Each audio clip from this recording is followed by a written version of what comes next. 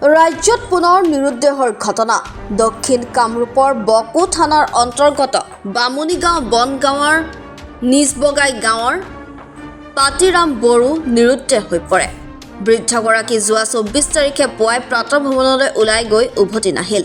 4 দিন ধৰি নিৰুদ্দেশ হৈ থকাত পৰিয়ালৰ লোক চিন্তিত হৈ পৰিছে। পৰিয়ালৰ লোকৰ আহ্বান, কোনো সদাশয় লোকে যদি লোকজনক দেখা পায় তেন্তে 7637916524 নম্বৰত যোগাযোগৰ অনুৰোধ জনাইছে পৰিয়ালৰ লোকে।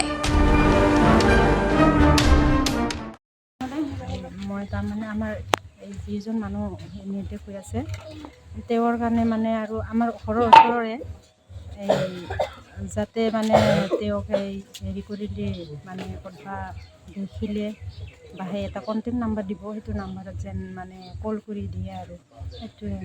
মানে কিবা পাৰিবাৰিক কিবা কণ্ডল আছিলে নেকি, আপুনি জানে নেকি? সেনেকুৱা নাই, একো মানে পাৰিবাৰিক একো কৰিলে নাই, গণ্ডগোল নাই।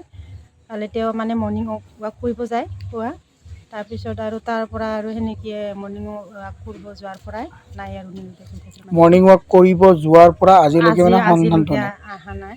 তো কিমান তাৰিখে মৰ্ণিং ৱাক কৰিব গৈছিলে আপুনি গম পায় নেকি? 24 তাৰিখে। 24 তাৰিখে। আজি কিমান দিন হ'ল? আজি মানে 26 তাৰিখ হ'ল চাগে। 3 দিন হ'ল। মোৰ দেউতাৰ নাম পতিৰাম বড়ো। 24 তাৰিখৰ পৰা ৰাতি 3টা বজাৰ পৰা মৰ্ণিং ৱাক কৰিব সদায় ডেইলি যায়, কিন্তু এতিয়া সন্ধানহীন হৈ আছে, ঘৰত ঘূৰি অহা নাই।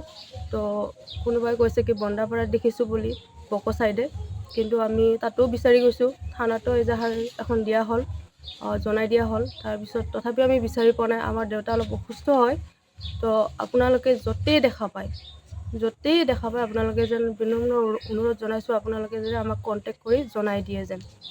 নমস্কাৰ। কি হ'ল? যোৱা 24 তাৰিখে সোমবাৰ ৰাতিপুৱা আমাৰ দেউতা নিৰুদ্দেশ হৈছে। কেনেকৈ নিৰুদ্দেশ হৈছিলে? ৰাতিপুৱা সি প্ৰায় খোজকাঢ়িবলৈ যায়, সেনেকৈ খোজকাঢ়িবলৈ যোৱাৰ পিছতে মানুহজন নহা হৈ থাকিল। বিচাৰি আছোঁ, এতিয়াও বিচাৰি পোৱা নাই। কোনোবাই যদি জানে আমি ওপৰৰ স্ক্ৰীণত নম্বৰ দিম, সেই অনুযায়ী যাতে কল কৰি কয়।